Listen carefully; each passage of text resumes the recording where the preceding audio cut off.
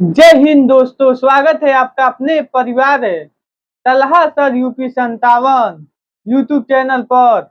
मेरा नाम है तलहा अंसारी। मैं आप सभी का तहे दिल से स्वागत करता हूँ। देखिए दोस्तों, आज का जो हमारे पास क्लास होने वाला है, आज हम संख्या पद्धति देखेंगे। तो चलिए देर न करते हुए स्टार्ट करते हैं। देखिए हमारे पास होता है संख्या पद्धति। तो संख्या मतलब होता है, एक होता है वास्तविक संख्या और एक होता है हमारे पास काल्पनिक संख्या। वास्तविक संख्या हमारे पास होता है ऐसी संख्या जो वास्तविक संख्या हमारे पास होता है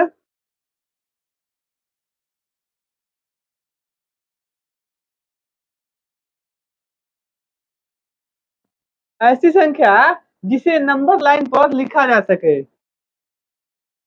जैसे हम लोग नंबर लाइन है, जीरो से शुरू होता है, एक दो तीन, यहाँ पे हमारे पास अनंत तक जाता है और इधर भी हमारे पास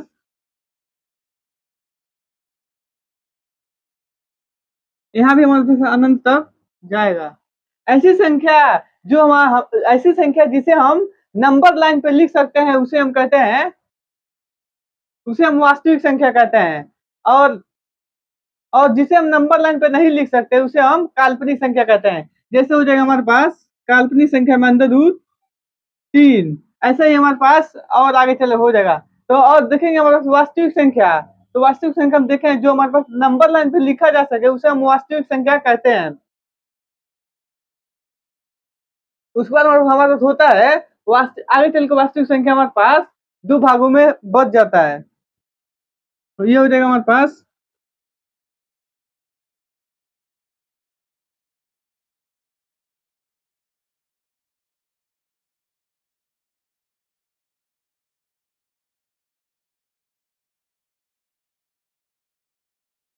ये हो जाएगा हमारे पास वास्तविक संख्या। तो वास्तविक संख्या हमारे पास होता है दो पर, इसका भी हमारे पास दो प्रकार होता है। एक हो जाएगा हमारे पास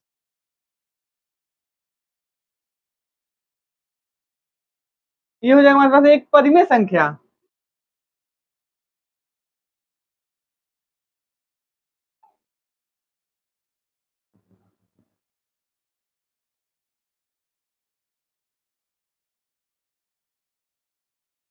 ये हो जाएगा हमारे पास, एक हो जाएगा परिमेय संख्या, दूसरा ये और एक और होता है हमारे पास ये हो जाएगा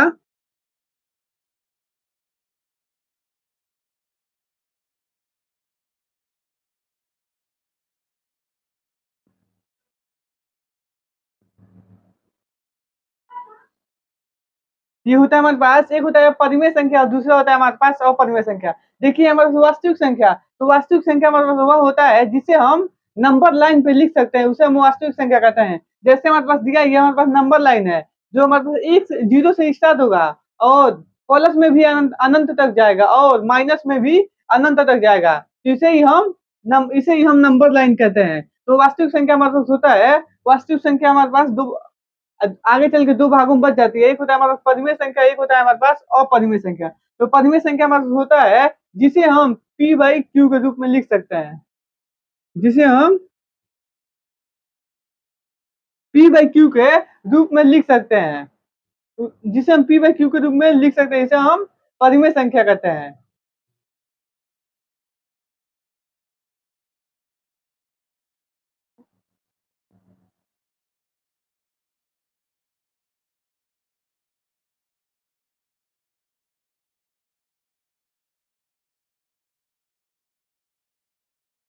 ये होता है हमारे पास पी और क्यू पूर्णांक हो।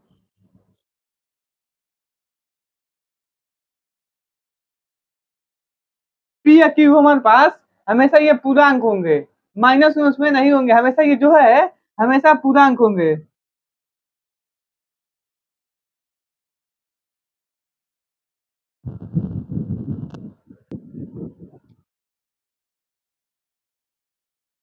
देखिए दोस्तों, अब हम क्वेश्चन की ओर बढ़ते हैं। देखिए हमारा जो क्वेश्चन है इसमें कहा गया है कि निम्नलिखित संख्याओं में परिमेय संख्या ज्ञात करना है।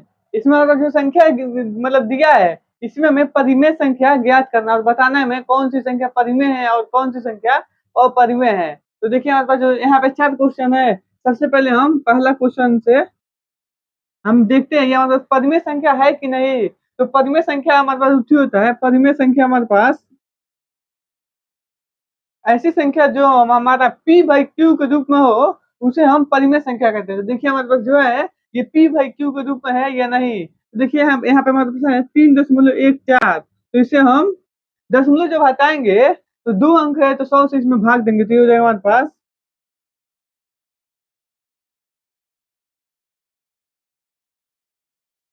314/100। तो ये हमारे पास देखिए p बाई क्यू के रूप में आ रहा है, तो इसका मतलब हमारे पास ये इसका मतलब ये हमारे पास परिमेय संख्या है। उसके बाद हम देखेंगे अंडर रूट 16, तो देखिए हमारे पास ये हो जाएगा अंडर रूट 16। तो 16 का हम गुणनखंड करेंगे तो ये हो जाएगा हमारे पास, देखिए ये हो जाएगा 16। जब इसका हम गुणनखंड करेंगे तो 2 से काटेंगे तो ये हमारे पास 8 बार में, फिर 2 से काटेंगे 4 बार में, फिर 2 से काटेंगे हमारे पास 4। इसका मतलब गुणनखंड आ रहा है 2 मल्टीप्लाई 2 मल्टीप्लाई, इसका मतलब जब 16 का गुणनखंड किया था हमारे पास 16 का जब हम गुणनखंड किए हैं तो हमारे पास आया है 2 मल्टीप्लाई 4 बार हमारे पास 2 आया है, तो हम दो का पेयर बना लेंगे तो ये हमारे पास 1 2 और ये हो जाएगा हमारे पास 1 2। तो हमारे पास दो का जब पेयर बना लेंगे उसके बाद हम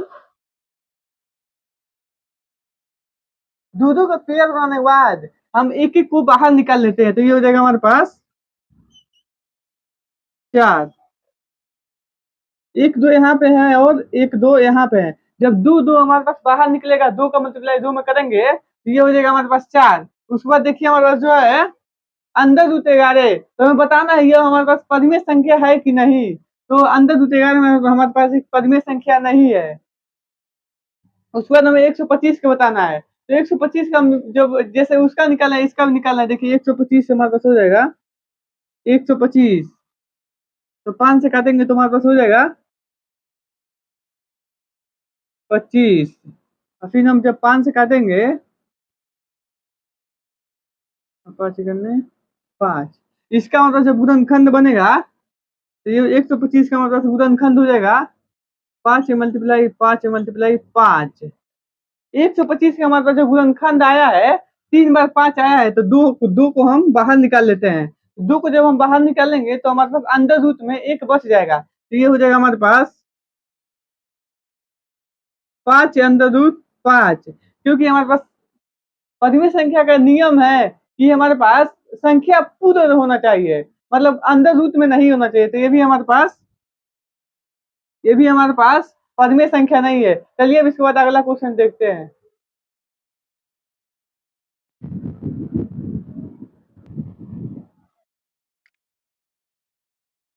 हमारे पास जो क्वेश्चन है इसमें देखिए कहा गया है कि निम्नलिखित संख्याओं में परिमेय संख्या में बताना है। इसमें हमारे पास 4 ऑप्शन दिया है, इसमें हमें देख कर बताना है कौन हमारे पास परिमेय संख्या है। तो देखिए हमारे पास जो है ये रूट में है तभी हमारे पास परिमेय संख्या, ये हमारे पास एक अपरिमेय संख्या है। अंडर रूट 7 है, ये भी हमारे पास एक अपरिमेय संख्या है। और अंडर रूट 22 है, ये भी हमारे पास एक अपरिमेय संख्या है। तो हमारे पास बच जा रहा है 4, तो ये हो जाएगा हमारे पास एक परिमेय संख्या। क्योंकि हमारे पास ये है परिमेय संख्या, इसलिए है क्योंकि यह पूर्ण संख्या है। ये हमारे पास रूट में नहीं है, इसीलिए हमारे पास ये एक परिमेय संख्या है।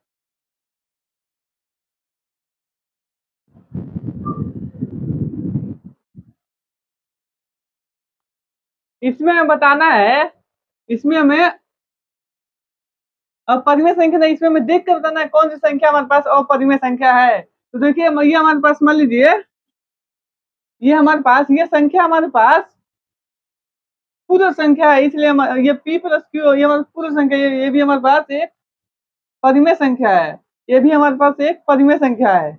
और ये हमारे पास 361 है, तो ये हो जाएगा हमारे पास 19 का स्क्वायर है। 19 का स्क्वायर 361, ये भी हमारे पास एक पूर्ण संख्या है। ये हमारे पास जो है अंदर पाई, ये हमारे पास पाई है, ये है हमारे पास एक पाई है हमारे पास, तो ये हमारे पास एक अपरिमेय संख्या है।